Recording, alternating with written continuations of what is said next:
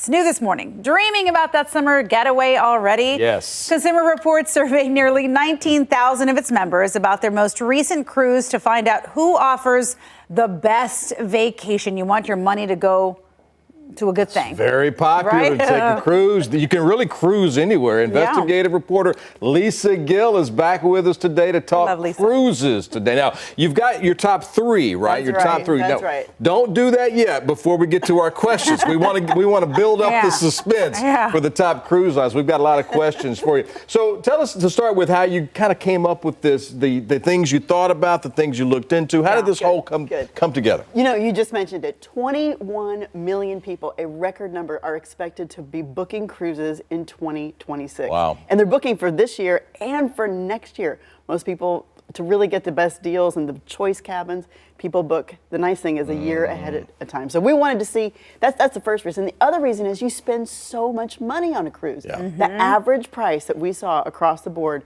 is about $2,700 per person. Average. And that's without alcohol package, Wi-Fi package. Oh, they add those on. Exactly, and shore excursions. Yeah. So, you know, you are making a major investment in a typical, and that's for a typical 7-day trip.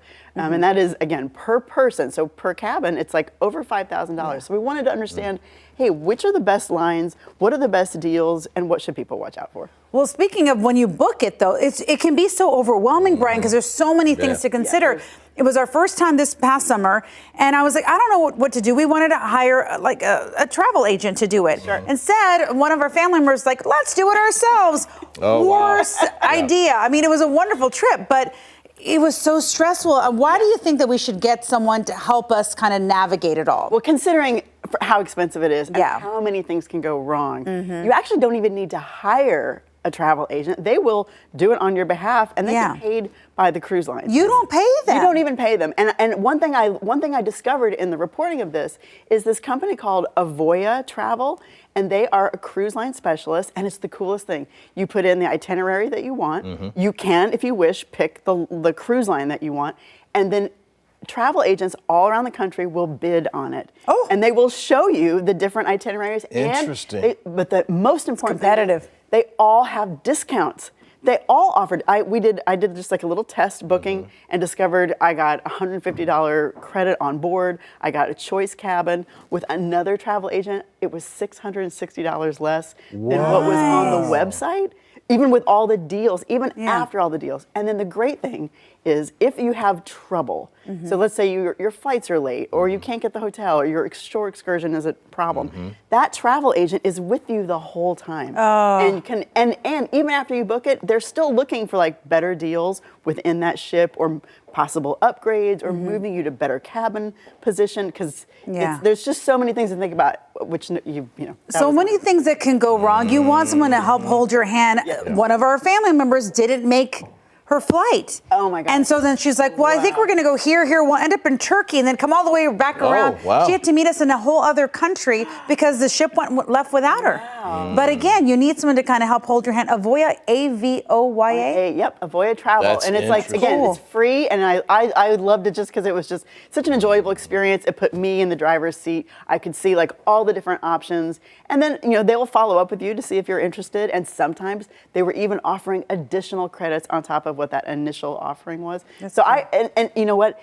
One great tip that we discovered and that you just talked about is, like, if you're sailing on that day, you don't want to fly in that day. You want to fly in the day before, hotel, and get acclimated and get ready. And so a travel agent can help organize all of that and make sure there's adequate time. Yeah. Interesting. There's so much to think about. And you always want to feel like you're getting the best deal. At least I do. When I go out of town, I want to make sure this is the best deal I can possibly get, and that's what that would help with. That's right. All right, let's get to it. Let's talk about you guys in survey. I don't know if you did it yourself. Yeah, we did it over 19,000 people to get there. So what did you all come up with? What did your list look like? So we asked folks about 20 different cruise lines. We learned in the last 36 months, what was that cruise like? We asked them all different kinds of questions. And of course, what cruise line did they take? And I'll tell you this, you know, there's Carnival, Holland, Norwegian, MCM, all these like Virgin, like really big ones. And they do pretty well. Like they didn't, you know, nobody does all that poorly. Okay. But the ones that rise to the top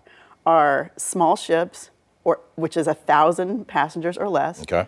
And so, maybe the ship you were on, the really big brand new ones are like 3,000, 4,000, 5,000 That's people, wild to me. which is, and sometimes more. Yeah. So the ones that did super well for us were under 1,000. In some cases, the number one, which I think I can reveal because I think it's that big of a secret. Who is it? Who is it? Who is it?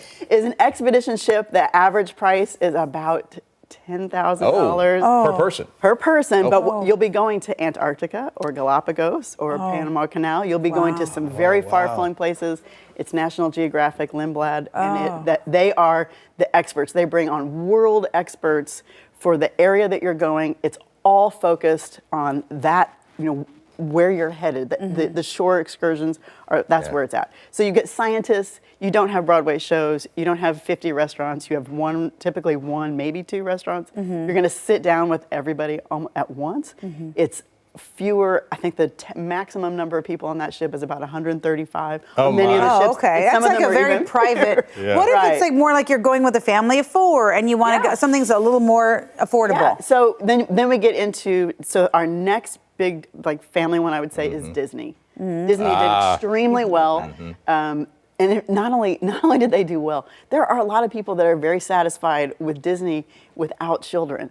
So they were going as multi-generational families, so little kids, parents and grandparents, and folks wrote in. They were able to leave comments and say, "I would take this cruise even without all the family members." Yeah. They enjoyed it so much. Also, not cheap. It was less than 10,000. But I will say this: National Geographic does have cruises that are lower than 10,000. That's not the average. Yeah. So I'm going like this. That means the low and the high.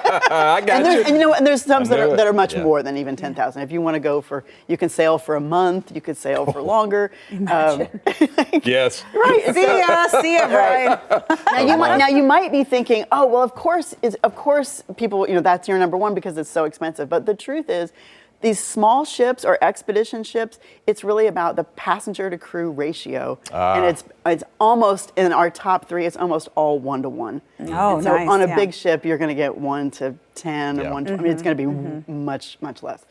So it's like personalized service, but there's one other key difference, and that is, and you might have, so when you went on your cruise, you noticed that there's all these fees. You're going to buy Wi-Fi package, your alcohol package, specialty restaurants, onshore excursions, but in our top 3 picks, and many of the sort of higher end small ships, all that stuff is included. Oh, so that's you're not really getting nice. Because it adds up, and then you're eating somewhere there. Then they try to upsell you at the table, and you're like, no, I don't need. Right. I don't need unlimited drinks. I'm good. Right.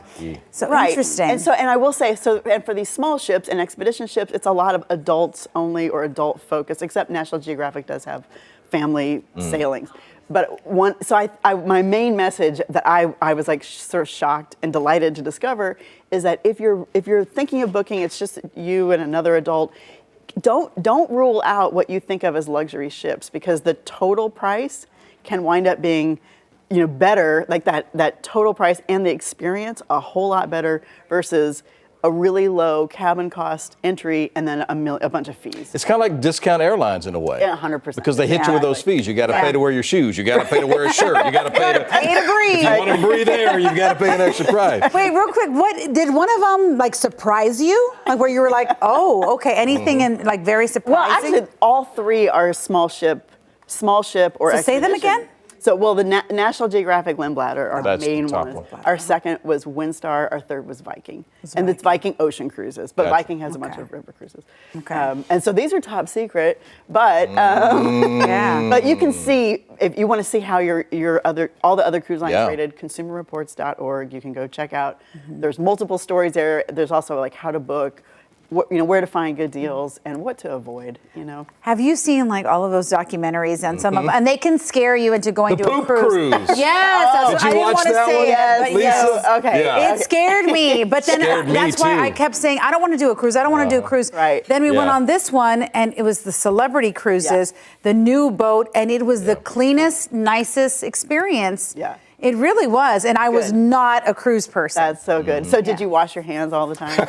No, there were people everywhere. Everything was, you don't touch it. Everything, you would wave your hand and it would open. Oh, wow. It was so That's pretty nice. And I mean, I'm a germaphobe, so I was like, this is fantastic. And always people, I mean, when you got on the ship or got off of the ships, they were always giving you hand sanitizer. It was just really nice. That's great. Yeah, there's nothing worse than like, spending all this money, getting on the cruise and then becoming ill, which is why travel insurance is so important. I don't know, I was going to ask you about that. Did you all get travel insurance for this? I don't know. I'm not Your sure. dad booked them, right? Yeah, my father-in-law. Is that a good idea, though? Travel insurance is a good idea? You would think that? Travel insurance would be great. I would say for this kind of investment, for such a big ordeal, it can really help in case you do become ill and you have to be quarantined. So if you you wind up testing positive for COVID, for example, or another type of flu, you could wind up being like isolated for the whole trip, and you basically lose your trip. But travel insurance often, not always, but often will cover that and at least provide you with like credits to take another cruise in the future.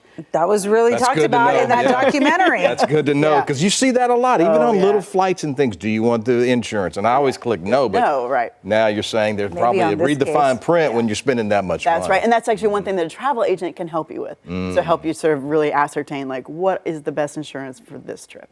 Okay. I love all this. Thanks so much. This was fantastic. Now I didn't want to cruise, and now I want to. I should have warned you, because the problem is after you do all this, you're like, what cruise do I want? And some of the food, I mean, everything's kind of at your fingertips. It's kind of nice. I love food. There's one thing I love. You got me on the food. Well, thanks for being here again. Thank you so much. Absolutely.